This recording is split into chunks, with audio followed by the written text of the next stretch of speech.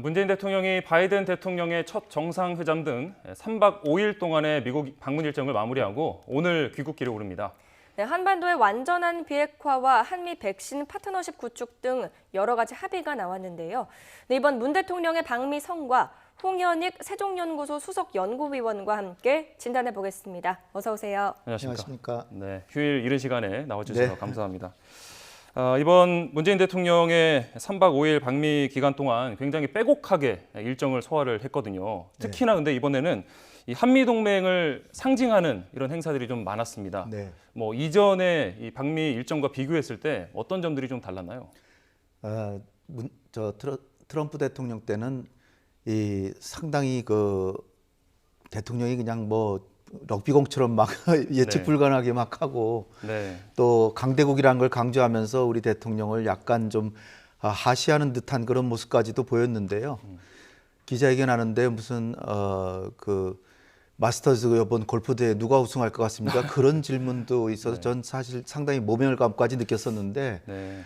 바이든 대통령은 역시 다르신 것 같습니다. 그리고 우리 정부가 바이든 대통령이 취임한 지 그 일본의 스가 총리 만나고 처음으로 이제 만나는 거잖아요. 그렇죠. 네. 미국한테 사실 캐나다나 영국이나 이런 나라들 훨씬 더 중요하지 않겠어요? 그런데 우리 대한민국 대통령이 두 번째로 직접 대면 정상회담을 하니까 네. 우리가 이제 많이 준비도 했고 바이든 대통령 임기 초기니까 한미 동맹을 다시 한번 다잡는 그런 계기를 삼기 위해서 이번에는 공식 방문이 아니라 사실 실무 방문인데 네. 알링턴 국립묘지를 방문하고 그러니까 한국의 국군묘지 방문한 거나 같습니다. 그렇죠. 그러니까 네. 공식 행사로 이렇게 한국과 미국의 관계를 새로이 정립하는 그런 의미를 부여한 거죠. 그러고 나서 또 미국도 준비한 게 한국전에서 중공군하고 싸우던 그 네. 장교를 명예훈장을 줬어요. 그렇습니다. 근데 거기에 우리 대통령께서 직접 미국의 초청으로, 그러니까 바이든 대통령의 초청으로 백악관에 참석을 하고, 그러니까 벌써 정상회담 하기도 전에 한미 간에는 서로 관계를 긴밀히 하자 이런 의전에서 벌써 많은 게 나타났었고요. 그다음에 이제 그 뒤에 또 한국전쟁 기념공원에 가셔서 한국전 전사자 추모의 벽 네. 이게 그 미국의 국립묘지에 준하는 한국전 참전 그 공원인데 네. 거기에다가 그 한국군의 이름까지 포함된 그런 기념의 벽, 추모의 벽 예. 이거를 그러셨던 만드는데 여기 참석하시고 거기에 이제 그 담당한 분이 굉장히 의미가 깊다 네, 이렇게 하는 등 한미 간의 관계를 돈독히 하기 위한 여러 가지 행사들이 이전과. 그러니까 공식 방문에 준하는 네, 공식 방문 때는 이런 걸 많이 하는데 예. 실무 방문 때는 그냥 만나서 실무적으로 양국의 이익이 되는 것만 나누잖아요. 좀 딱딱하게 일적인 그러니까 얘기만 하고요. 네. 이번에는 참 그렇게 길지 않지만 상당히 의미 있고 좋은 성과가 많았다. 이제 네네. 또 말씀드리겠지만 다양한 성과들이 있어서 할 네네. 말이 많습니다. 네. 그러신 것 같습니다. 네. 네. 네, 하나하나 정리를 해보도록 하겠습니다. 그 전에 앞서서 이제 두 정상 이번이 처음 만난 거지만요. 삶의 이력이 좀 비슷합니다. 변호사 출신, 또 의원 출신이고 또 심지어 가톨릭 신자라는 부분도 공통점인데요. 네. 그런 만큼 두 정상 간의 좀 공감대가 넓을 거라는 전망도 나왔습니다. 살펴보면 정상회담이 1시간이나 좀 더 길어졌고요. 또 사전에 확정되지 않았었던 식사도 함께 한 것으로 알려졌잖아요. 좀 이런 부분이 영향이 있다고 볼 수 있을까요? 네, 나이 차는 좀 있으시지만 예. 세계관이 비슷해요. 네. 세계관이 비슷하니까 같은 민주당이잖아요. 네. 가장 큰 특징은 한국의 민주당, 미국의 민주당의 그 지도자들이잖아요. 그러니까 바이든 대통령은 이전에도 김대중 대통령하고 친분이 있었고 김대중 대통령 미국에 미국에 가 계실 때 상당히 친한 친분을 갖고 있었어요. 그래서 바이든 대통령이 2000년대 초에 김대중 대통령 때 방문했을 때도 나는 햇볕 정책을 지지한다. 지금 트럼프나 바이든 초기의 그 뉘앙스하고는 조금 다르죠.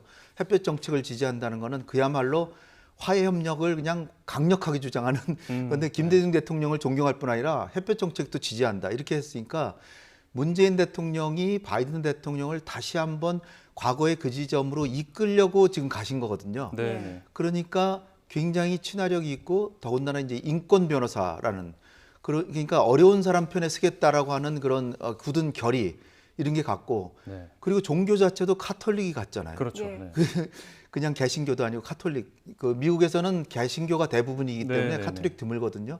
그러니까 오래 만난 친구처럼 격이 없이 얘기하다 보니까 점심도 확정되지 않았는데 같이 네, 하면서 어저께 그 저 우스갯소리로 바이든 대통령이 계속 재밌어서 계속 얘기하고 있는데 보좌관들이 들어와서 이제 시간 지났다고 쪽지를 자꾸 네. 끝내라고 그래서 네네.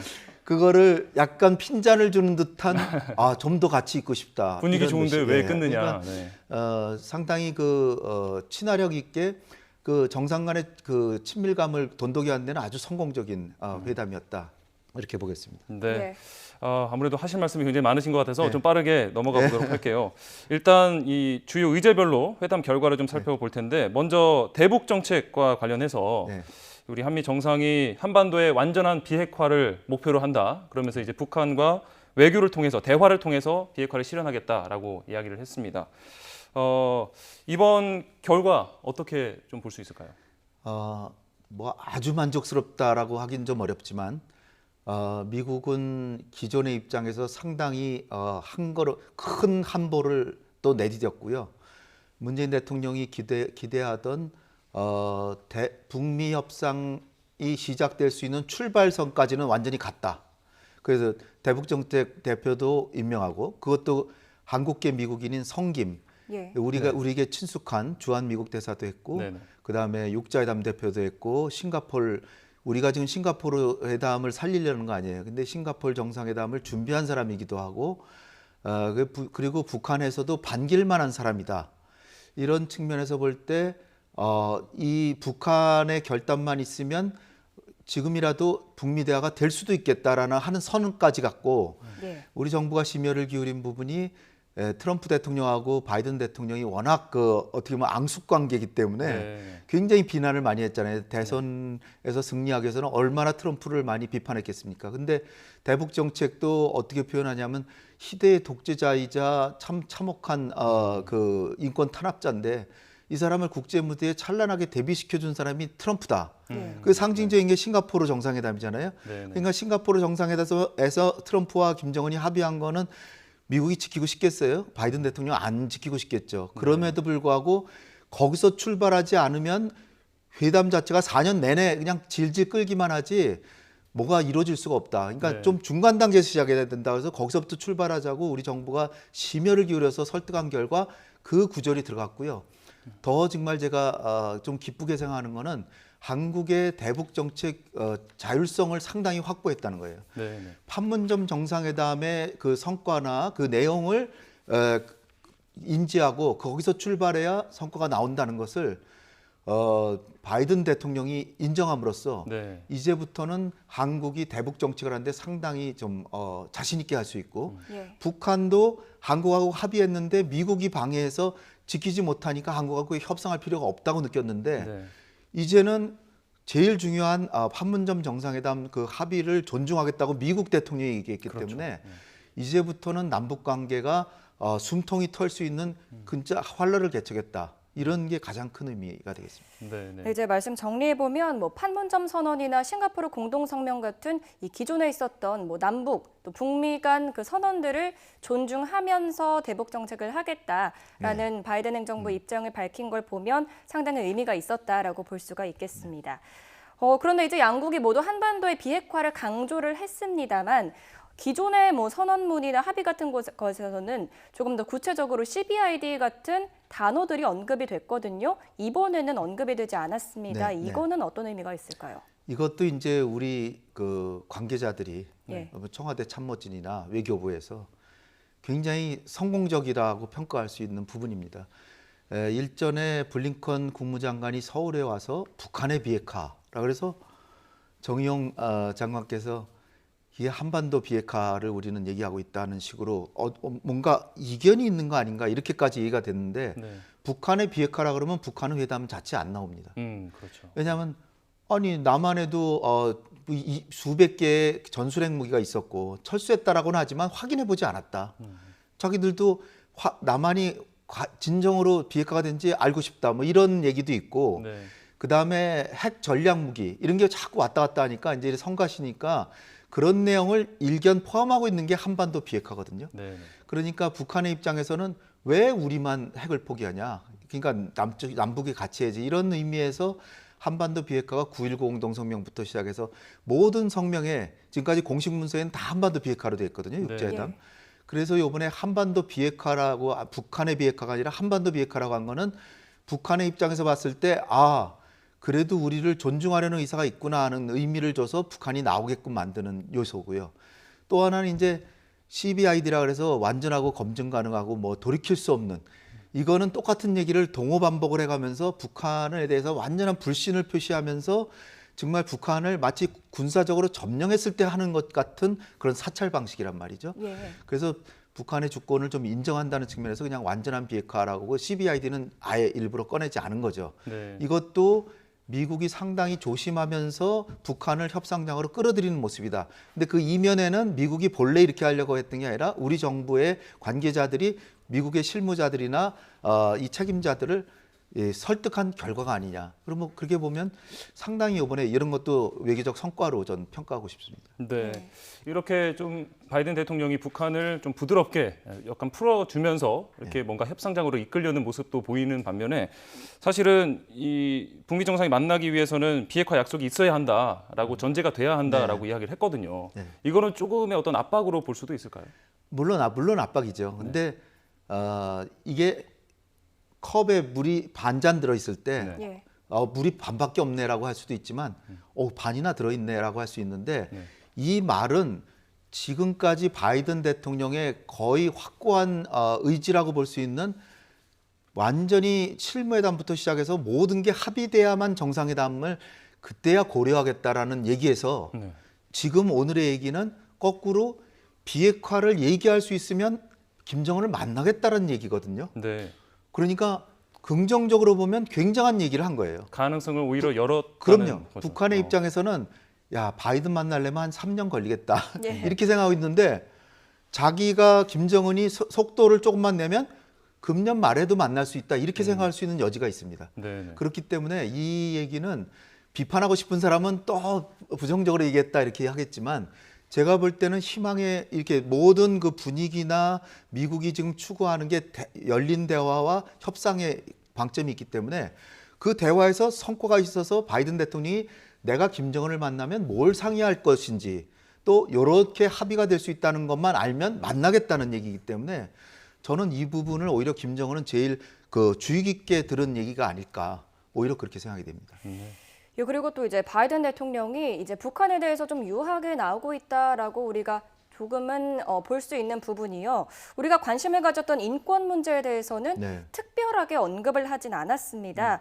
이제 뭐 원론적인 입장, 인권 개선을 위해서 노력하겠다 이런 부분만 얘기를 했는데 이 부분이 좀 협상에도 도움이 될 거라고 보시는 거죠. 그렇죠. 제가 사실 우려했던 것 중에 몇 가지가 있지만 그 중에 네. 큰 게 인권 문제를 따지고 나오면 완전히 공개석상에서 북한의 인권 참혹하다. 나의 신조는 내 가톨릭 신자로서 이 인권 탄압되는 거 반드시 고치겠다. 예. 이런 식으로 한마디만 했으면 완전히 판이 깨지는 거죠. 네. 네. 그런데 공동성명에는 북한의 인권 개선에 양국이 협력한다라는 문구는 들어있어요. 그렇지만 바로 뒤에 북한에 대한 대북 인도주의적 지원을 하겠다. 이런 얘기가 이게 절충돼 있고요. 그리고 개인적으로 기자회견이나 이런 데선 꺼내질 않았죠. 이것도 미국이 지금 북한을 협상장으로 끌어들이기 위해서 상당히 노력하는 흔적이다.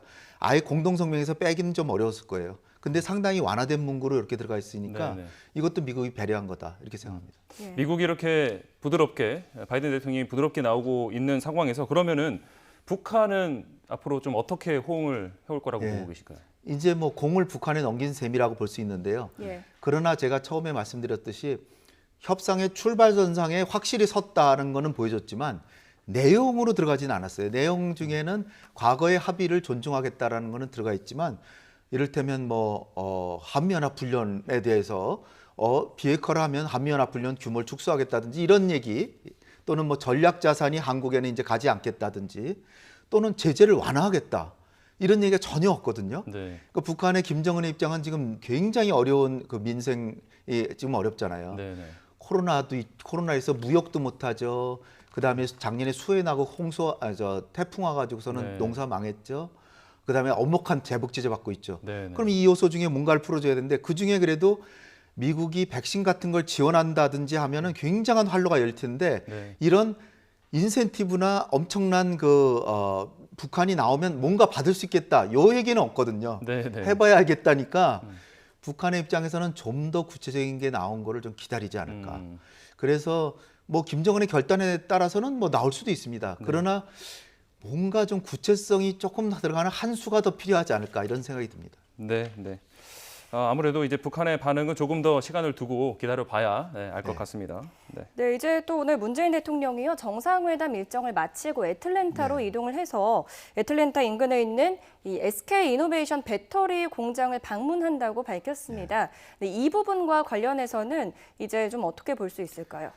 미국이 지금 중국하고 그 패권 경쟁하고 있잖아요. 네. 거기서 제일 중요한 게 물론 군사안보적으로도 중요하고 인권도 중요하지만 기술과 경제를 중시하는데 이게 최근에 그 차량용 반도체가 부족해서 자동차 생산이 막 중단되고요. 중단되기도 네네. 하잖아요. 그러니까 이게 핵심 부품은 국가 안보 사안이구나 이렇게 생각하는데 미래를 생각하면 전기차에 들어가는 배터리가 핵심적인 거거든요. 네. 예. 근데 미국의 배터리 생산이 거의 없어요. 네. 따라서 대한민국이 사실 세계적인 그 배터리 생산국이기 때문에 이걸 한국에서 생산하지 말고 미국에서 좀 생산했으면 좋겠다. 예. 그 TSMC라고 해서 반도체도 이게 비메모리 반도체 굉장히 중요한데 삼성전자가 엄청 투자하잖아요. 이번에 미국에 투자하는 거 절반을 삼성전자가 지금 하는데 그거와 그 반도체 못지않게 전기차 배터리도 중요하다는데 SK 이노베이션에서 사실 SK 이노베이션 주력 상품은 정유죠. 네. 정유하고 주유소 하는 건데 이게 또 전기차 배터리 생산을 한 몇 년 전부터 해가지고 굉장히 세계적인 회사로 발돋움하고 있는데 네. 미국에 굉장히 큰 공장을 세웁니다. 그래서 이 세우는 공장 자체도 조지아에 있는데 조지아가 요번에 스윙 스테이트라 그래가지고 거기서의 승리가 대선 승리를 가져오는 그런 주예요. 네. 예. 그런 주에 엄청난 전략적인 이 공장을 세움으로써 그 지역에 그 고용도 창출하고 그 지역을 민주당 지역으로 만드는데도 공헌해 주는 거예요. 네. 그렇게 보면은 미국 바이든 대통령은 어저께도 그 기업가들을 다 이렇게 일으켜가지고 네. 박수 쳐주고 그랬잖아요. 네. 땡큐를 3번이나 하고 그렇습니다. 이게 어떻게 보면 한미 간의 이 대목에서 강조하고 싶은 게 우리가 쿼드에 가입하지 않으면 완전히 미국으로부터 배척당한다 이렇게 많이들 얘기했잖아요. 안 우려가 될 있었죠. 거라고 네. 요번에 완전히 그렇게 말씀하신 분들은 조금 좀 다시 한번 생각해 보셔야 될 것 같아요. 우리가 요번에 쿼드 가입 안 하면서도 한미 간의 경제 동맹이나 다름없이 이렇게 돼버렸거든요. 그리고 삼성 바이오로직스는 완전히 백신의 허브가 됐잖아요. 이런 네. 것 다 생각하면 어떻게 그런 것이 가능한가? 동맹은 유지하면서 중국을 배척하지 않으면서도 동맹을 유지할 수 있는 게 얼마든지 가능하다는 걸 보여준 정상회담이 아닌가. 어떻게 보면 이게 가장 중요한 이번의 성과입니다. 네. 네. 쿼드에 직접 가입 안 하면서도 중요성을 인정하는 정도로 이 한미 동맹을 질적으로 기술 경제 동맹으로까지 발전시켰다. 네. 이게 굉장히 제가 볼 땐 외교적인 성과다라고 보입니다. 네, 네. 지금 방금 백신 또 이야기를 해주셔서 또 이야기가 나왔으니까요. 어젯밤에 이 한미 기업 간의 백신 협약식이 열렸습니다. 네. 이제 미국 백신 업체와 우리 바이오 기업 간의 협약이 이루어진 건데 앞으로의 백신 협력에 어떻게 좀 구체화되는 과정이라고 볼 수 있을까요? 네, 삼성 바이오로직스가 이제 모더나와 이제 MOU로도 체결하고 해서 네, 네. 금년 3분기에 수억 도스의 백신을 생산한다. 네, 네. 그러니까 뭐 네. 우리 국내에서 지금 백신 때문에 많은 분들이 이게 우리 어떡하나 막 그런 분들 많이 있잖아요. 네. 예. 그러니까 수억 도스니까 우리나라 인구를 볼 때 우리나라 백신 문제는 이제 거의 해결이 된 거다. 저는 이제 조금만 더 기다리시면 지금도 맞고 있잖아요. 저도 이제 신청했는데. 네. 그러니까 우리가 만들어서 이 아태 지역의 허브, 인도 태평양 지역의 허브가 되고 그다음에 북한에도 준다면 남북 대화도 전 곧 될 수 있다. 네. 굉장히 획기적인 상황이 벌어졌다. 그리고 SK에서도 SK 바이오사이언스 네. 여기서도 지금 코백스하고 또 체결했잖아요. 네. 그러니까 삼성만 만드는 게 아니라 SK도 만드니까 이게 한국이 그야말로 연구 개발에서 백신을 만들지는 아직 못했지만 생산력에서는 세계에서 1등이라고 저는 자부합니다. 따라서 한국이 세계의 그 의약품 생산의 허브가 될 수 있는 길을 개척했다. 좋은 굉장히, 기회가 이거, 굉장히 좋은 소식입니다. 네, 볼 수 있겠습니다. 한미 정상회담 그 결과로 공동 성명에 대해서 전문가와 이야기 나눴습니다. 홍현익 세종연구소 수석 연구위원이었습니다. 오늘 말씀 고맙습니다. 감사합니다.